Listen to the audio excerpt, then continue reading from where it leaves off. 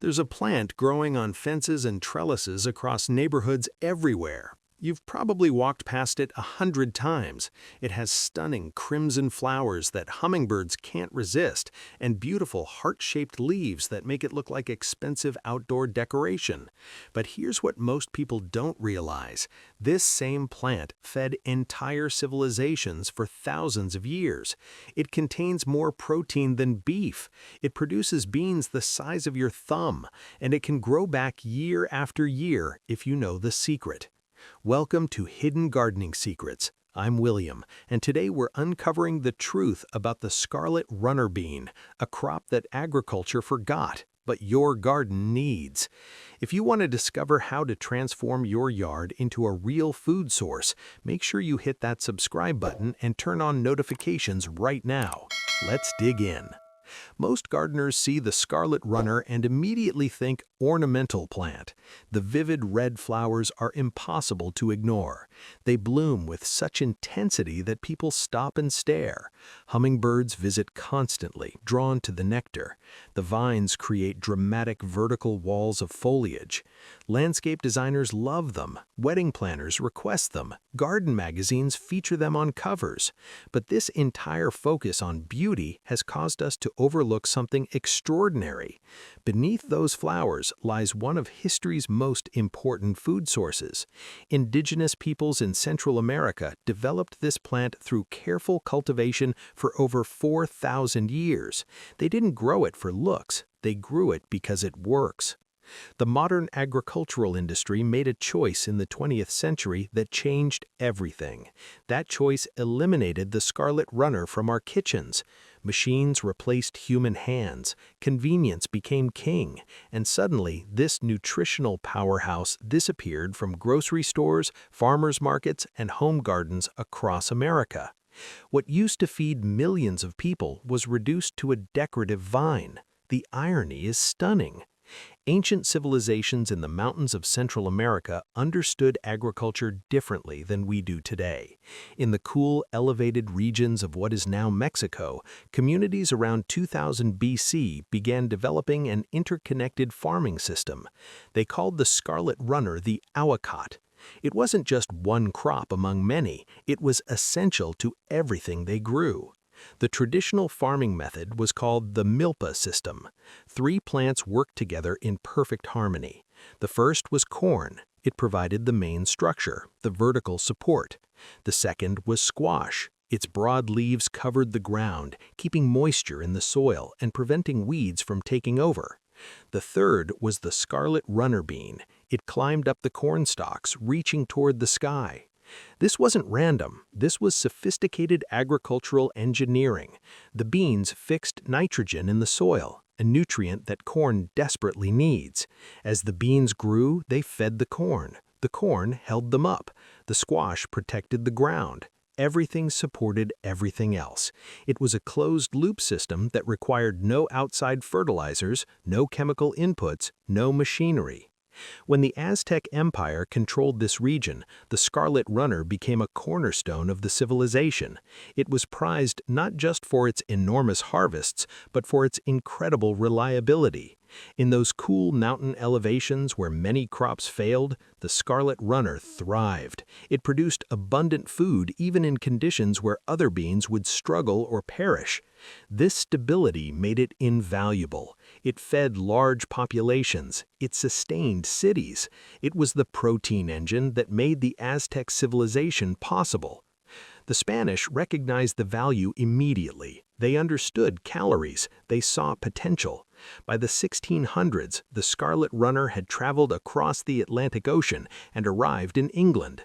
It was likely introduced by John Tredeskind, a famous royal gardener who worked with elite families and had access to botanical rarities from around the world.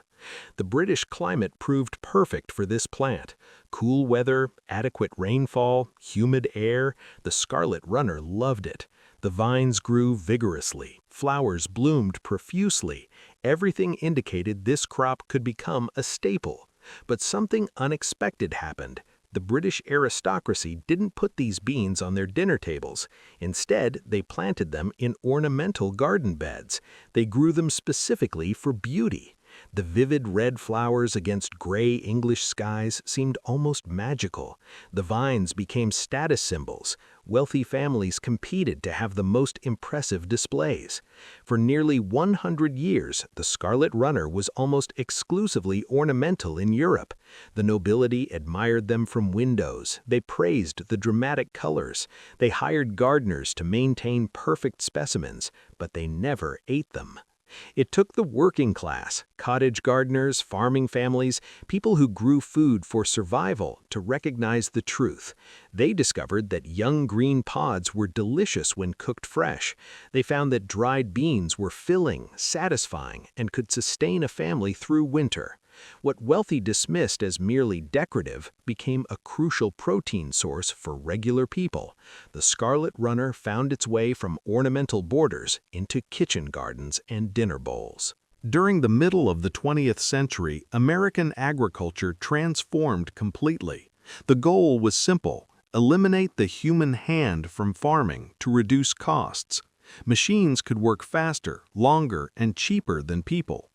Engineers designed mechanical harvesters that could sweep through fields and strip beans in seconds. But these machines had limitations. They worked best with certain plant characteristics. They needed plants that grew close to the ground. They needed uniform spacing. They needed plants that stood straight up so tractors could pass over them easily. This mechanical requirement led to a crucial breeding decision. Plant scientists took the common bean and removed its climbing instincts. They bred varieties that grew as short bushes, just a few feet tall. Varieties like Blue Lake Bush became dominant. These dwarf beans were perfect for machines. Tractors could roll over them. Harvesters could strip them efficiently. Labor costs dropped. Profit margins increased. The Scarlet Runner refused to cooperate. It's a vine that naturally wants to climb 10 to 15 feet high. It requires infrastructure, wooden poles, wire trellises, or corn stalks for support. Harvesting the high pods requires human workers who can reach them. You can't send a mechanical harvester through a field of Scarlet Runners. Simultaneously, another shift was happening in what people wanted to buy. The convenience culture of the 1950s changed consumer expectations. People demanded beans that didn't require preparation. The Scarlet Runner has a thick, fibrous layer on its pods that develops as the bean matures. This tough skin protects the giant seeds inside and allows them to survive winter. To eat them as fresh green beans, you either pick them very young or you must string them, removing the fibrous thread that runs down the pod. Consumers began rejecting anything that required work. They wanted stringless beans. They wanted beans that were tender even when large. They wanted no prep work. Industries responded by developing and promoting varieties that met these demands. The Scarlet Runner lost the market battle. Industrial logic, not nutritional value, dictated what people grew and ate. The Aztecs weren't growing Scarlet Runners just for tradition. They understood nutrition intuitively. Modern science confirms their wisdom. The Scarlet Runner bean is chemically and botanically distinct from the common green bean. Start with the dried seed itself. When shelled and dried, Scarlet Runner beans are massive, often reaching 1 inch in length. According to USDA nutrient data, these beans contain approximately 21 to 24% protein by dry weight. That's not just plant protein, that's substantial, complete protein. Consider this comparison. 3.5 ounces of dried Scarlet Runner beans provides roughly 24 grams of protein. A 3-ounce serving of beefsteak contains about 25 grams of protein. They're nearly identical. For millions of people in pre-Columbian Mexico, these beans provided the primary protein source. They didn't have access to cattle. They didn't need cattle. The Scarlet Runner delivered the same nutritional value. Beyond protein, these beans deliver minerals that modern diets often lack. That same 3.5-ounce serving provides nearly 35% of your daily recommended iron. They're packed with folate, which supports cell function and energy production. They contain potassium, which regulates blood pressure and heart rhythm. If you grow purple or black speckled varieties, you're also consuming massive amounts of anthocyanins, the same powerful antioxidants found in blueberries and blackberries. Research has linked these compounds to reduced inflammation and improved heart health. The plant also possesses a unique cold tolerance enzyme profile. Common beans rot if soil temperature drops too low. Scarlet runners can germinate in soil as cold as 50 degrees Fahrenheit, that's 10 degrees Celsius. This makes them ideal for spring and fall growing seasons. They thrive when standard green beans would fail. And there's more. The scarlet runner is a three-use plant. The flowers are edible and taste like sweet peas. The green pods are excellent for cooking when young. The mature dried beans are perfect for stews and savory dishes. You get multiple harvests from a single plant over an extended season. No other common bean offers this versatility. Growing scarlet runners requires a different approach than standard garden beans. The plant behaves differently. It has different needs. It demands different harvesting techniques. First, understand where it grows best. The scarlet runner is a perennial in USDA zones 7 through 11. If you live in these milder climates, cut the vine down when the first hard freeze arrives in fall. Leave the roots in the ground. They will overwinter underground and shoot up again when spring arrives. You essentially get a permanent planting that renews itself each year. In colder regions, USDA zones 3 through 6, the growing season is different. Dig up the tuberous roots in fall. Treat them exactly like dahlia tubers. Store them in a cool, dark, frost-free location buried in peat moss or similar material. In spring, plant the tubers back into the ground. They'll provide a massive head start, pushing up larger plants faster than seeds would. Once the vines are climbing your trellis, and you'll need a strong one because they grow over 12 feet, you enter distinct harvest periods. The timing determines what you get. The first harvest window focuses on snap beans. Pick the pods when they're young, flat, and usually less than 6 inches long. At that stage, they're tender and stringless. If you wait too long, the pod starts to swell. It feels rough, like a cat's tongue. At that point, a fibrous string develops along the spine. If you harvest at this middle stage and want to cook them, use a small knife to strip the string off before cooking, the way people used to do. The second harvest window is where the real value lies. Let the pods grow until they're massive, purple, and drying on the vine. Inside, you'll find giant, beautiful seeds. These are the dried beans. Harvest them, shell them, and store them for use throughout the year. These are the nutritional powerhouses that kept civilizations going. There is one essential safety fact that cannot be ignored.